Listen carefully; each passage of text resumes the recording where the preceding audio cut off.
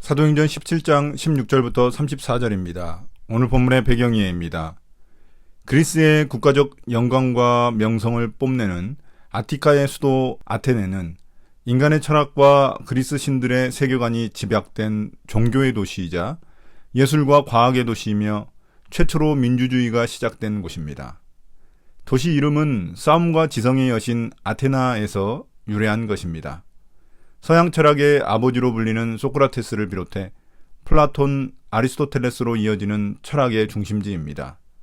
또한 종교적으로도 많은 건축물과 조각상들이 즐비해 있는 곳으로서 아크로폴리스 광장과 수많은 신전들이 자리한 곳입니다. 광장에서 다양한 토론이 이루어졌고 투표를 통한 민주주의가 탄생한 곳입니다. 오늘 말씀에서 바울은 그 당시 대표적인 철학인 에피쿠로스와 스토아 철학자들을 만납니다.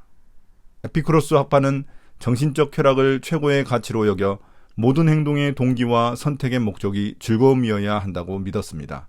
반면 종교에 대해서는 냉소적인 불가지론자들이었습니다. 그러나 스토아 학파는 윤리적 가르침을 중시하며 올바른 삶을 위한 원칙을 탐구했습니다. 그들은 범신론자들이었습니다. 바울의 설교에는 그들의 주장들에 대한 반박이 은밀하게 드러나고 있습니다. 17장 16절부터 21절입니다. 아테네에 도착한 바울. 바울은 아테네에서 그들을 기다리고 있는 동안에 온 도시가 우상으로 가득 차 있는 것을 보고 격분하였다.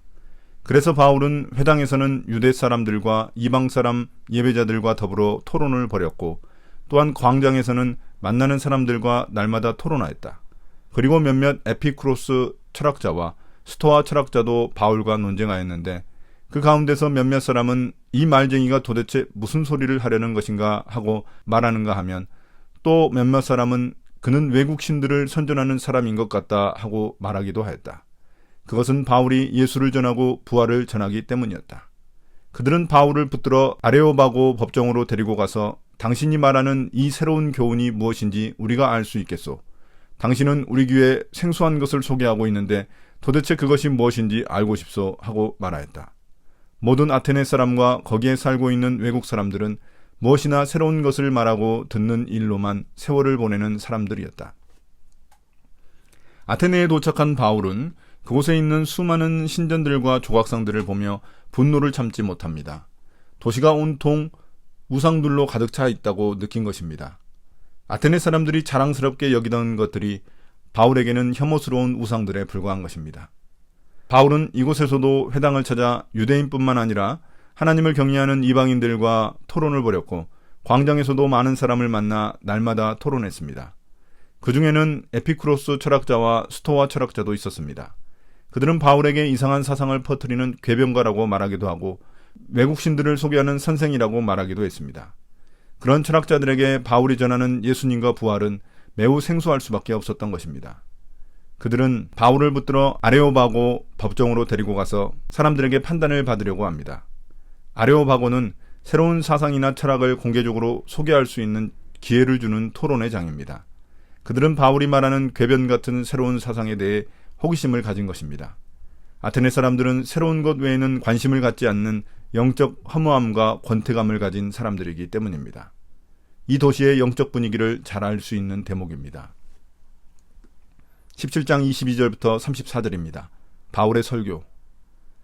바울이 아레오바고 법정 가운데 서서 이렇게 말하였다. 아테네 시민 여러분, 내가 보기에 여러분은 모든 면에서 종교심이 많습니다. 내가 다니면서 여러분이 예배하는 대상들을 살펴보는 가운데 알지 못하는 신에게라고 새긴 제단도 보았습니다. 그러므로 나는 여러분이 알지 못하고 예배하는 그 대상을 여러분에게 알려드리겠습니다. 우주와 그 안에 있는 모든 것을 창조하신 하나님께서는 하늘과 땅의 주님이시므로 사람의 손으로 지은 신전에 거하지 않으십니다. 또 하나님께서는 무슨 부족한 것이라도 있어서 사람의 손으로 섬김을 받으시는 것이 아닙니다. 그분은 모든 사람에게 생명과 호흡과 모든 것을 주시는 분이십니다. 그분은 인류의 모든 족속을 한 혈통으로 만드셔서 온 땅 위에 살게 하셨으며 그들이 살 시기와 거주할 지역의 경계를 정해 놓으셨습니다. 이렇게 하신 것은 사람으로 하여금 하나님을 찾게 하시려는 것입니다. 사람이 하나님을 더듬어 찾기만 하면 만날 수 있을 것입니다. 사실 하나님은 우리 각 사람에게서 멀리 떨어져 계시지 않습니다. 여러분의 시인 가운데 어떤 이들도 우리도 하나님의 자녀이다 하고 말한 바와 같이 우리는 하나님 안에서 살고 움직이고 존재하고 있습니다. 그러므로 하나님의 자녀인 우리는 신을 사람의 기술과 고안으로 금이나 은이나 돌에다가 새겨서 만든 것과 같다고 생각해서는 안 됩니다. 하나님께서는 무지했던 시대에는 눈 감아 주셨지만 이제는 어디에서나 모든 사람에게 회개하라고 명하십니다. 그것은 하나님께서 세계를 정의로 심판하실 날을 정해놓으셨기 때문입니다. 하나님께서는 자기가 정하신 사람을 내세워서 심판하실 터인데 그를 죽은 사람들 가운데서 살리심으로 모든 사람에게 확신을 주셨습니다.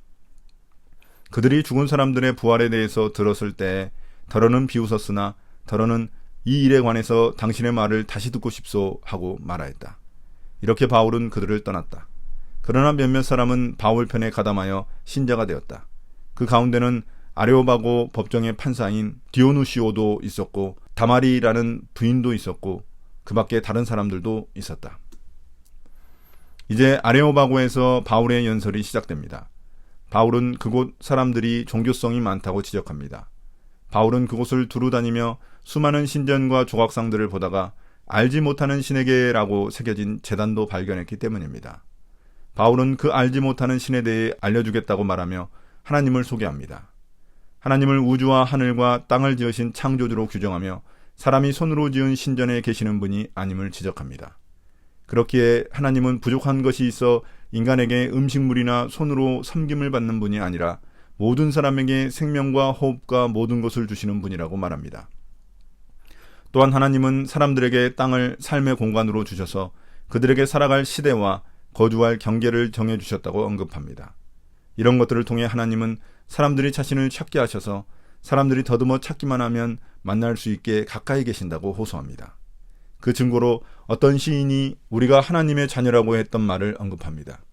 그렇기에 신을 금이나 은이나 돌에 새겨서 만든 존재와 같다고 여겨서는 안 된다고 말합니다.